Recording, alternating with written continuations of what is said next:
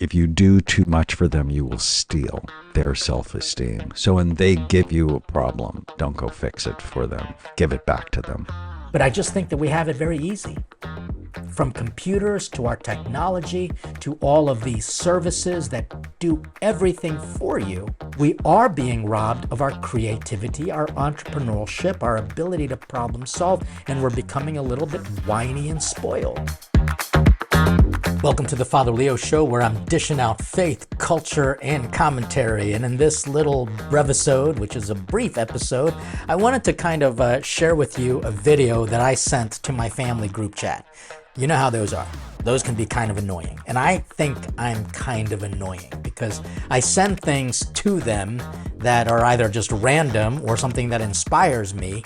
But maybe I'm also sounding like a little, how shall I say, let me tell you how to raise the great-grandkids. Okay, so let me just tell you.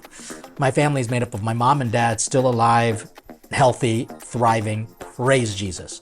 I'm the youngest of 4 siblings. I had 5. One died before me, but 4 of us, living now. And I'm the youngest. I'm the favorite. We also have 8 grandkids and 3 great-grandchildren. I am a very proud uncle. I love my nieces and nephews. They're awesome. They're not perfect, but they are awesome. And it's always fun to get together with them. But we have 3 great-grandkids. And somehow, I don't know, maybe it's the fact that I'm just getting older, or maybe it's the fatherly side of me. I find these videos that talk about raising children. I don't have my own. So it's not like I know exactly what I'm doing. I'm only going by what I experienced, what I've observed, and what I'm seeing. These trends online about raising children.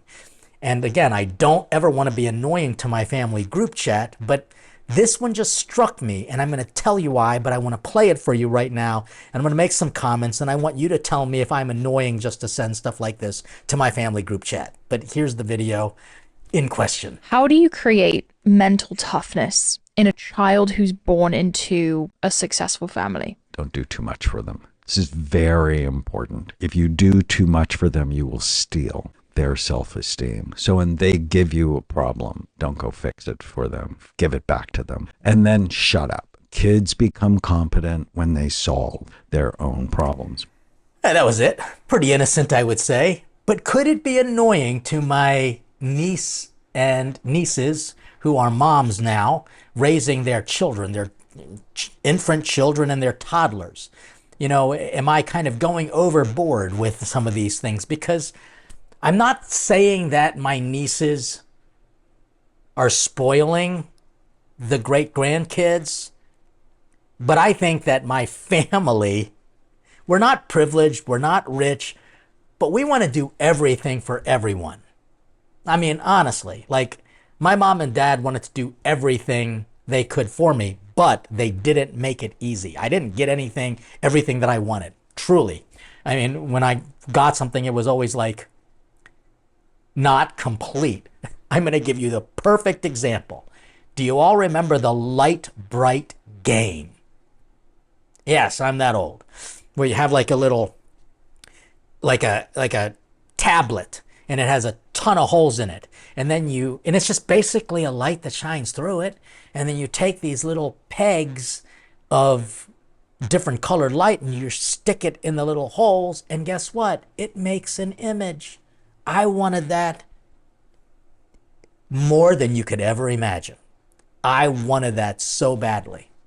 So I saved my money for my allowance working at my dad's medical office, which was just ridiculous because it kind of grossed me out having to kind of remove very carefully the garbage can that had needles in it. And I mean, honestly, the only reason why I really liked working at my dad's office is because I stole them. I'll confess it now. His tongue depressors, I would take them and glue them together and make little boomerangs out of it and little log cabins. Anyway.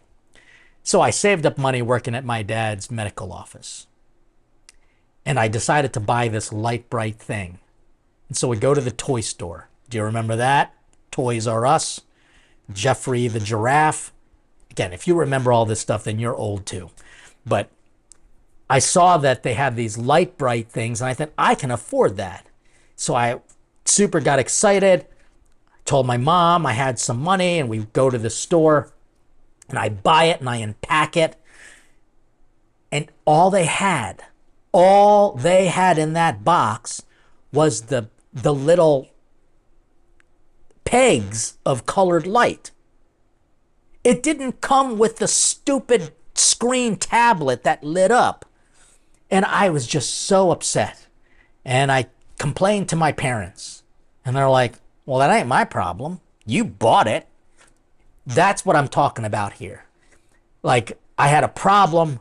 I told my parents, and I whined a little bit. I cried. And even though my parents loved me, and again, I'm their favorite child, they didn't do everything for me. I'm going to tell you how it all ended. But I just think that in our modern world, we are raising weaker children because we do everything for them. And again, I'm not talking about my nieces and how they are raising the great grandkids or my, nephew-in-laws. I'm not talking about that. I'm talking specifically about the fact that our modern world makes it very easy for everybody. From microwaving our food to door dashing our meals to paying somebody to mow lawns to having a company spray very cancerous inducing weed control and killing dandelions, which are really some of the best things that you can have in your life. It's another episode perhaps. But I just think that we have it very easy. From computers to our technology to all of these services that do everything for you, we are being robbed of our creativity, our entrepreneurship, our ability to problem solve, and we're becoming a little bit whiny and spoiled. And I find myself doing the same thing, working on the food truck. I do that whenever I'm home a couple times a week, and it is hard work. And I can tell you nobody wants to work anymore because they've been raised by a generation that wanted just to do everything for them. And the government isn't making it better for us. The government is just handing money to people to perpetuate laziness and entitlement. I sound like an old fart, and I realize that, but I'm just saying that I sent this to my family and I got no likes, no responses. Is it because I'm annoying, or is it because it came across as me trying to tell my nieces and my nephews, stop coddling your kids too much because it will take away their creativity, their ability to problem solve. It'll lead to a spoiled, entitled mentality. I do believe this is happening even in our own modern generation. And so in this brief episode, I wanted to tell you about this, and now I'm going to tell you how I concluded with this light, bright game that wasn't complete. Very, very frustrating for me. Because I had all the little pegs, but I had no light box. So you know what I did? I problem solved, and I'm actually still proud of this.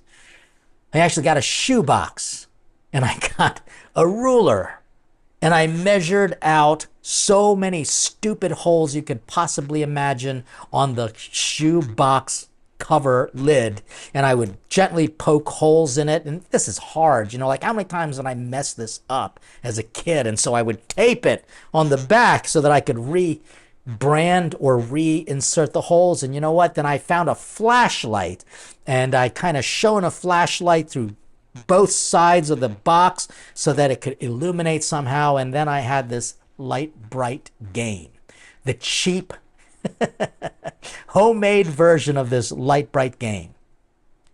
But I was proud of myself, and I still remember how much I played with it and how much I valued it and how much I loved it. And I would have wished that I would have had the actual technology component, the actual screen, but I didn't.